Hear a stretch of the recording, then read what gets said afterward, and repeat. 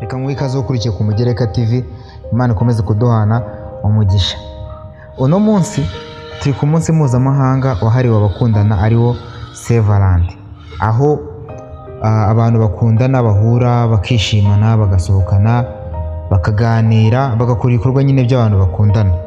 Kuri uno munsi ku itariki 14 z'ukwezi kwa kabiri, ako kuki uno munsi wabaye nyine uyu munsi waturutse uyu munsi ngo ni w'abakundana, abantu barahura bagakundana, bari ibintu bagize ibintu bya danje byabaye bicika. Kubera iki uyu munsi ubundi wavuye? Ibyo tugiye kureba muri kino kiganiro.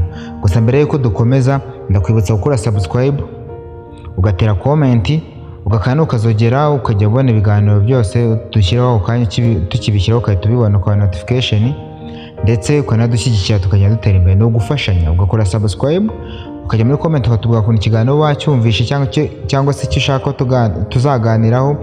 Ibindi Imana ikomeza kuduhana umugisha.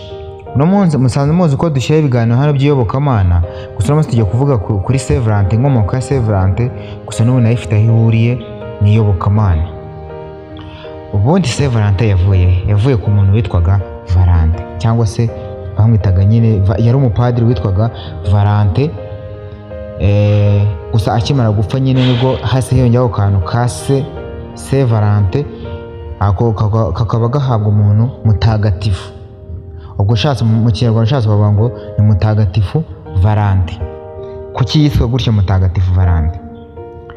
Mu gihe cy'ubwami, mu kinyejana cya gatatu, mu gihe cy'ubwami bw'Abaroma, hariho umwami witwa Claudius wa kabiri.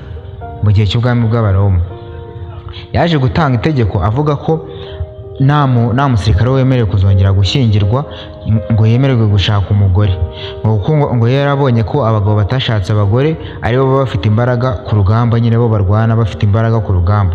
Arangije atashyiraho itegeko rivuga ngo nta mugabo wemerewe gushaka umugore cyangwa se wemerewe gushyingirwa. Ngo gusa hari umupadiri witwaga Valentin. Uwo mupadiri witwaga Valentin ngo ntabwo yigeze abyemera, ngo ntabwo nyine yemeye ibyo uwo mwami yafashe, iryo tegeko umwami yashyizeho. Gusa Valentin we ngo yakomeje kuzashyingira abantu rwihishwa mu ibanga rikomeye cyane.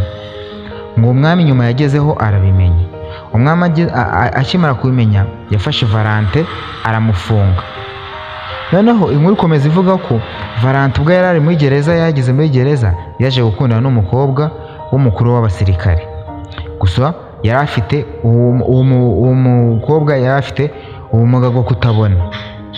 Ubwo gusa bivuga ko Valentin yaje kumusengera arakira. Nyine arabona kuko yari afite ubumuga bwo kutabona, Valentin yamusengeye arakira. Mu magambo yandikiye uwo mukobwa bivugwa ko yamwandikiye ngo kubw'urukundo rwawe Valentin. Bikaba ari kamusore mukunda yamwandikiye ngo kubw'urukundo rwawe Valentin. Ukaba ari nayo nkomoko y'ubutumwa bw'urukundo bukomeza koherezwa bwakomeza koherezwa Valentina buri tariki ya 14 Gashyantare.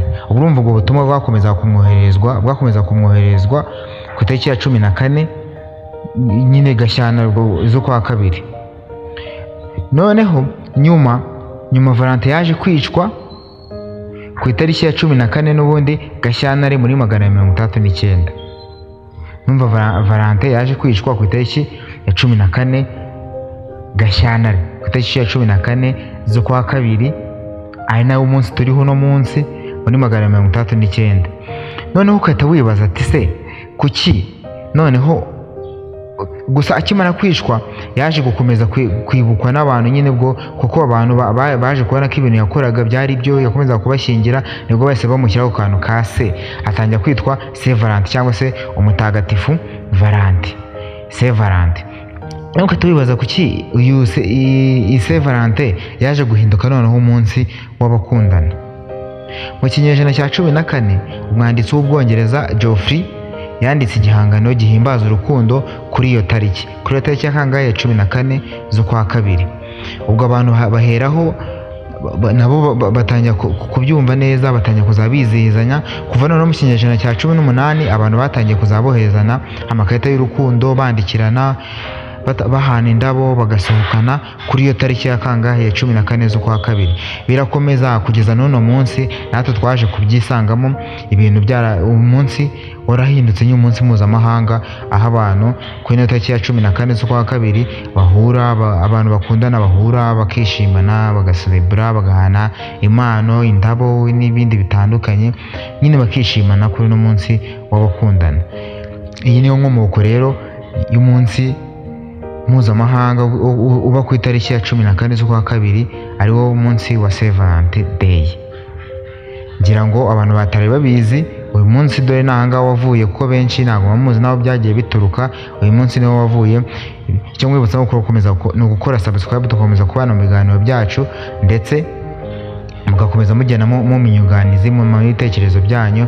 Ndetse niba ikiganiro kiba cyakuryoheye, nagushishikaza kujya kuri like, ugakanda kuri like, tukomeza tukabana. Ibiganiro byacu nakagaruka. Ciao ciao.